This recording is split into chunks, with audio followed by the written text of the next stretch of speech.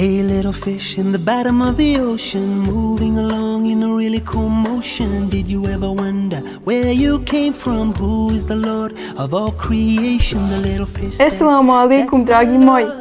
Jeste li spremni za još jednu zabavnu epizodu našeg kviza? Ako jeste, ja predlažem da odmah pređemo na pitanja. Prvo pitanje. Kada je bila prva prisega na Akabi i koliki je broj onih koji su dali prisegu? Pod A. 12. godine po poslanstvu, a prisegu je dalo 12 ljudi iz Jesriba. Pod B. 13. godine po poslanstvu, a prisegu je dalo 73 čovjeka iz Medine.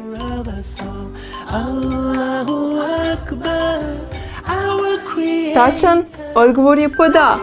12. godine po poslanstvu, a prisegu je dalo 12 ljudi iz Jesriba. 12. godine po poslanstvu, u toku hadžskih obreda, grupa od 12 ljudi došla iz Medine u Meku i tom prilikom susreli su se s Muhammedom a.s. i dali mu prisegu. Allahov poslanik s.a.v. sa ovom skupinom u Medinu je poslao Musaba bin Umeira kako bi podučavao Kur'anu i propisima Islama. Drugo pitanje. Bitka kod Tajfa je nastavak koje bitke? Pod A. Bitke na Huneinu i pod B. Bitke na Muti.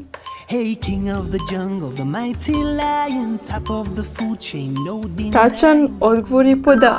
Bitke na Huneinu. Nakon bitke na Huneinu, pripadnici plemena Sekif i Hevazin razbježali su se. Jedna grupa pobjegla je u Tajf. Poslanik s.a.v. je lično predvodio skupinu koja je krenula na Tajf, te je ovaj grad stavio pod opsadu. Treće pitanje. Ko je bio nosilac ideje da se iskopa hendek ili kanal oko Medine? Pod A. Zubeir ibn Avvam i pod B. Salman el-Farsi. Idemo malo razmisliti i testirati naše znanje. Tačan odgovor je pod B. Salman el-Farsi. Salman el-Farisi dolazi iz Perzije i on je čovjek koji je predložio da se oko Medine iskopa kanal kako bi se spriječili mnogobožci i njihovi saveznici od napada na Medinu. Krasila ga je istinoljubivost i cijeli svoj život proveo je tragajući za istinom. Zbog toga je nazvan i tragalac za istinom. Četvrto pitanje. Ko je najviše učestvovao u opremanju muslimanske vojske u bitci na Tebuku? Pod A. Omer ibn el-Hatab i pod B. Osman ibn Affan.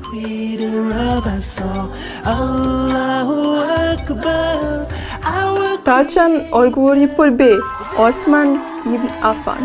Osman ibn Affan radijallahu anhu opremio je pola vojske za pohod na Tebuk davajući 300 deva sa cjelokupnom opremom i 1000 dinara.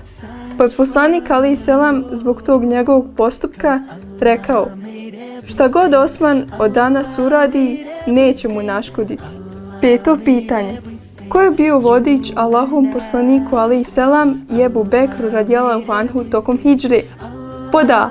Abdullah ibn Ureikit el-Lejs i pod B. Abdullah ibn Ubej. Hajde sada vas vidimo.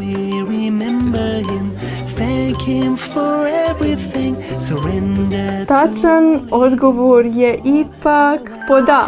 Abdullah ibn Ureikit el-Lejs. Vodič nije bio musliman već mnogobožac, ali je bio povjerljiv i pristao je da ih provode do Medine. Nakon nekih 10 dana otkako su napustili pećinu, stigli su mjesto Kuba nadomak Jesriba. Šesto pitanje. Kada je bila druga prisega na Akabi i koliki je broj onih koji su tada dali prisegu? Pod A. 13. godine po poslanstvu, a prisegu je dalo 73 čovjeka i 2 žene. I pod B. 14. godine po poslanstvu, a prisegu je dalo 83 čovjeka i 9 žena. Idemo malo razmisliti.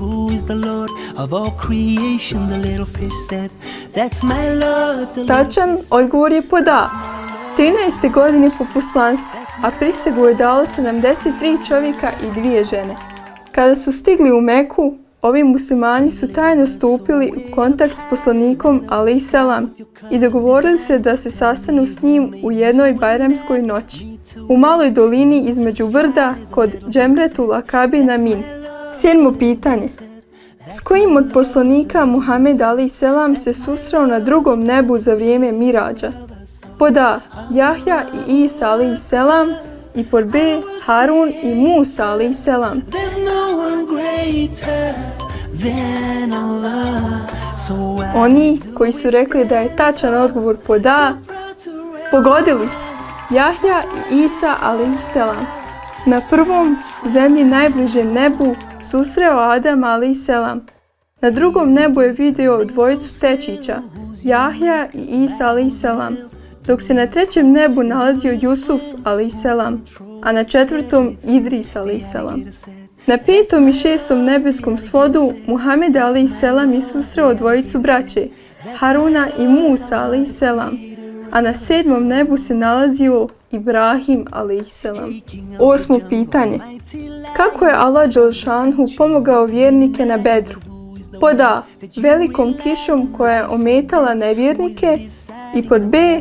Melecima koji su silazili s nebesa i borili se na strani muslimana. lion said, that's my Lord, Allah, the creator of us all. Ipak, oni koji su rekli da je tačan odgovor pod A, pogriješili su. Tačan odgovor je pod B. Melecima koji su silazili s nebesa i borili se na strani muslimana. Bitka na Bedru, koja se u Kur'anu naziva Jevmul Furkan, odnosno dan kada se rastavila istina od neistine. Uzvišeni je Allah objavio: i kada ste od gospodara svoga pomoć zatražili, on vam se odazvao. Poslaću vam pomoć u 1000 meleka koji će jedni za drugima dolaziti. 9. pitanje. Koliko godina je Allahov poslanik alejselam tajno pozivao u islam? Pod A. 4 godine i pod B. 3 godine. I travel the world, north to the south. Tačan odgovor je pod B. 3 godine. Svoju misiju je započeo tajno i to je trajalo 3 godine. Pozivao je čovjeka po čovjeka, a nakon što mu je objavljeno: ti javno ispovijedi ono što ti se naređuje. Počeo je javno pozivati u islam. 10. pitanje. Gdje su se zbili Isra i Miradž? Pod A. Od Meke do Bejtul Magdisa i iz Bejtul Magdisa k nebeskim sferama. I pod B. Od Medine do Bejtul Magdisa i iz Bejtul Magdisa k nebeskim sferama. What's right before our eyes? Signs from our Lord. Tačan odgovor je pod A. Od Meke do Bejtul Magdisa i iz Bejtul Magdisa k nebeskim sferama. Allah uzvišeni kaže: hvaljen neka je onaj koji je u jednom času noći preveo svoga roba iz hrama časnog u hram daleki, čiju smo okolinu blagoslovili da bismo mu neka znamenja naša pokazali. On je uistinu onaj koji čuje i vidi. Eto, dragi moji, znate šta vam je činiti. Obnovite gradivo, pogledajte ovaj kviz nekoliko puta, a mi se vidimo neke sljedeće prilike. Allah made everything. Allah made everything. Allah made everything. The earth and the blue sky. But do we remember Him? Thank Him for everything. Surrender to only Him.